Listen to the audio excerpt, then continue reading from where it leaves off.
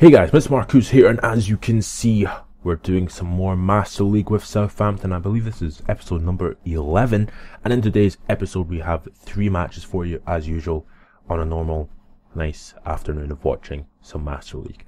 So PES 2015 Master League, of course, is absolutely fantastic game mode. If you enjoy sort of stuff like this, then you'll enjoy this episode in particular, because in today's episode we have two games in the Premier League, one against Stoke City, away to Stoke City, and another game away to Queen's Park Rangers, with the middle game being an FA Cup match against Arsenal in the quarter-finals of the FA Cup. So of course, going up here, as you can see here, we sort of put on our new kit. We actually made a kit for them because I was watching one of the Southampton games quite recently, and they had the yellow shorts on instead of their blue and blue. They had blue and yellow, so I decided to make it as a third kit, to be honest. And to be honest, it allows me to also, I can make a fourth kit if I end up getting into Europe and just like picking some random sort of colours and sort of stuff like that, or going like old school. I don't know. But game against Stoke, of course, we're away to Stoke, and Stoke are quite a hard side. The Stoke are a very hard side, both in real life and in the game. In the game, they play a lot of long balls forward. I think they got rid of Peter Crouch, but I'm not 100% sure.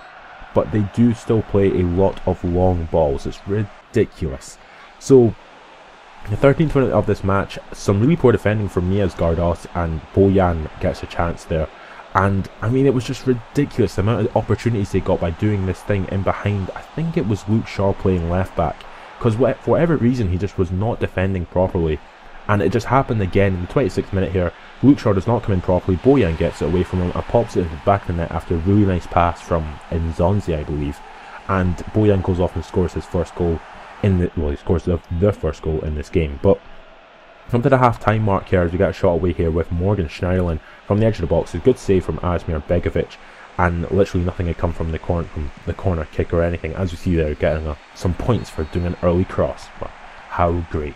But anyway, at half-time it was 1-0 to Stoke, and of course, being Southampton, we have beaten a lot of big teams this season. We've beaten Man City twice, we've drawn with Chelsea twice, we've beaten Arsenal and all that sort of stuff. So going up against someone like Stoke and getting beat by them will just be absolutely ridiculous.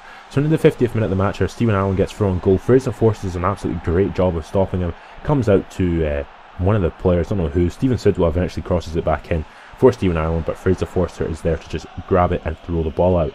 And having sort of expected to beat a team like Stoke, I eventually get the ball back here. Graziano Pelle gets a shot away, but this time it goes fortunately just wide. Well, unfortunately just wide. Well, fortunately for them, but unfortunately for me, just wide of the post.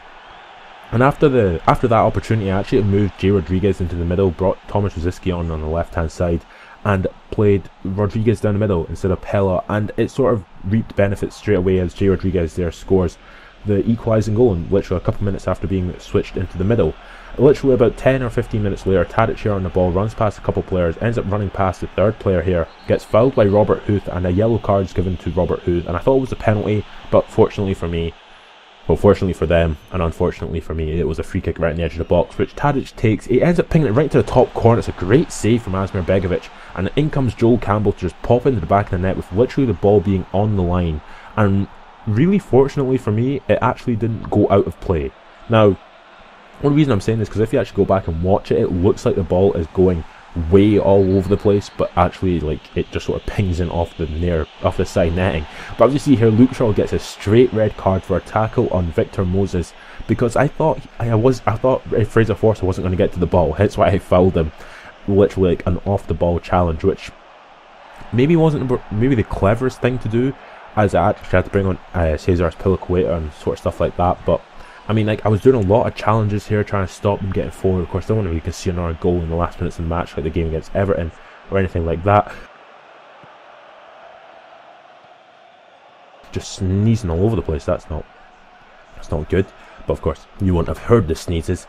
But anyway, literally this game we were stopping them getting forward. Eventually Gardos here gets the ball, clears the ball, and that was that. So 2-1 Southampton win against Stoke City, down to 10 men once again for us, as we sort of come back from being a goal down to win the game. Azpilicueta probably end up getting a run in the game in the team now because of Luke Shaw's red card and Ryan Bertrand's just uselessness at left back. So of course Luke Shaw got quite poor rating there as well, which isn't really surprising. to be honest. But of course, going into the next game, and this is in the FA Cup against Arsenal, and Arsenal, of course, are a very, very good side with the likes of Donnie Willow up front and Theo Walcott and Mesut Ozil. But for whatever reason, they don't like playing Alexis Sanchez, and for some reason they have some guy called Arajuri on the reserves bench. I don't know who he is. But of course, with this game being quite... No, I don't really care too much about the FA Cup, but then again, it is silverware. I'm sure I said this before in one of the episodes that I didn't really care about it, but for just the sake of wanting to basically win the game against Arsenal, I ended up playing Graziano Pelle up front and playing James Ward-Prowse, because James Ward-Prowse for me is probably going to end up being one of my big players for when going forward, and for moving forward in terms of the youth development. So playing at the Estadio del Nuevo Triunfo, which isn't even a real goddamn stadium, we go up against Arsenal, and of course Arsenal are, again, like I've already said, quite a good team, but they don't really play like their best players. They should really be playing Sanchez instead of Ozil, and Ozil should probably not be playing in the left mid. He should be playing like behind the striker, and they play a lot of defence midfielders in midfield instead of centre midfielders and attacking midfielders. It's really weird. And they don't play Santi Cazorla either, which just, for me, is just mind blowing. But this match was a really interesting match, because literally from the first minutes of the match they gave the ball right to me, and it was just really weird because it just didn't really work out for them positively. Because in the 29th minute here, Graziano Pelle gets a shot away, it goes just by the Szczesny's post, and literally about 4 or 5 minutes later, Pelle again gets another shot away, comes out to Victor Wanyama, who pings it from about 25 yards, and yet another good save from Wojciech Szczesny. And Szczesny, of course, is quite the good goalkeeper in this game. He's actually a really good goalie in this game. I don't know what rating he is. I think he's about 84, 85, but going to the half-time mark, and it's 0-0 between the teams, and we're not really playing that well. We were playing better than Arsenal had been playing, as you can sort of see in the stats. Like, they had more possession, but we had more shots. So that's sort of like they're playing that counter-attacking football. But the possession wasn't like 70-30, it was more like 51-49, 52-49, or whatever it was. So, come to the 55th minute of the match here, Wanyama again getting another shot away from quite a long distance away before it goes just wide. And into literally the last 10 minutes of the match here, as J. Rodriguez runs down his left hand side, and I gave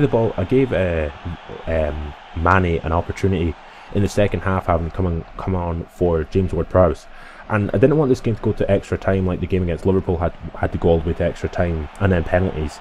So I was like, no, I'll try and maybe get forward here. So in the 85th minute of the match here, as Piliqueta's cross isn't very good, comes to J. Rodriguez, who heads it down to Graziano Pelle. Pelle runs past 2 players, Gary Cahill cannot stop him, gets a shot away, and fortunately for me, it pings off Szczesny's foot and goes flying into the top corner for me to take the lead in literally the last minutes of the match. And I was really happy about this, because of course I don't really want to be facing too much in terms of, again, like I've already said, don't be going to extra time, no penalties, because I was playing quite a strong team here. I mean, other than like Schneiderlin, J. Rodriguez, Pelle and Wanyama in midfield, and of course as Piliqueta at left back. So of course I was playing quite basically my strongest team.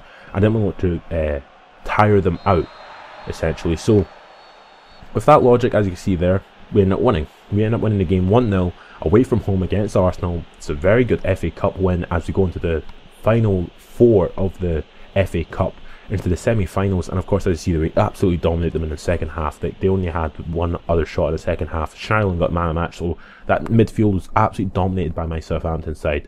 But as you see there, Man City, Man United will be in one of the semi-finals of the FA Cup, while we will face off against Tottenham in our semi-final to try and basically get there into the final of the FA Cup. Of course, winning the FA Cup would be absolutely minted, but I have no hope for it.